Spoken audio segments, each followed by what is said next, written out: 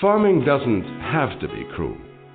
Free-range farming allows the animals the freedom to express most of their natural behaviors, like these free-range laying hens, foraging on the land, like these broiler or meat chickens who are free to roam and go in and out of the shed, like these pigs, enjoying the good life.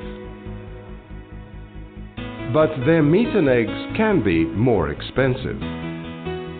One solution is to eat more vegetable, fruit and grain products, and keep meat and other animal products for special occasions, as we did in the past, or turn vegetarian altogether.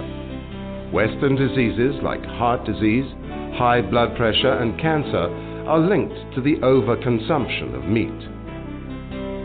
But whatever food we choose to eat, we have a democratic right to know where it came from and how it was produced.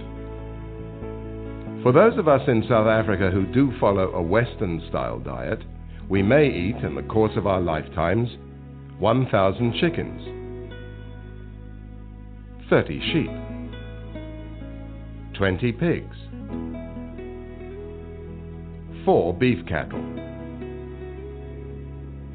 the eggs of 35 chickens, and all the produce of a dairy cow, plus thousands of fish.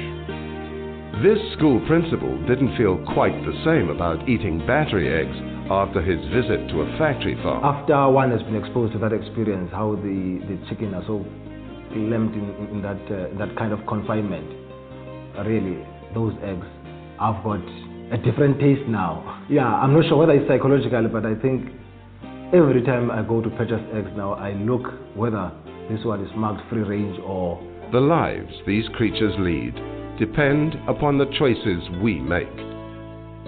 Our choices when we go shopping.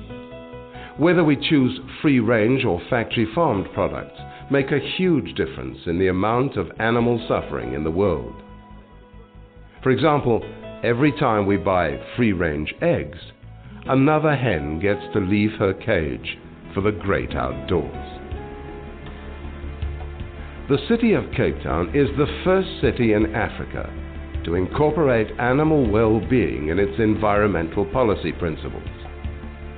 Keith Wiseman, Manager of Environmental Policy, led the process.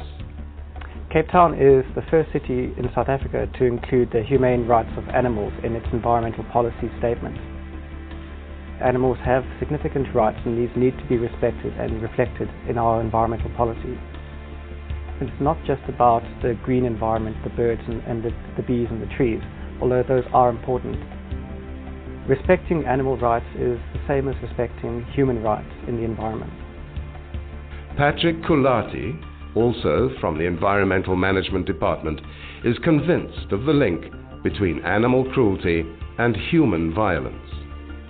People that really are cruel to other people, you know, most of them have started being cruel to animals.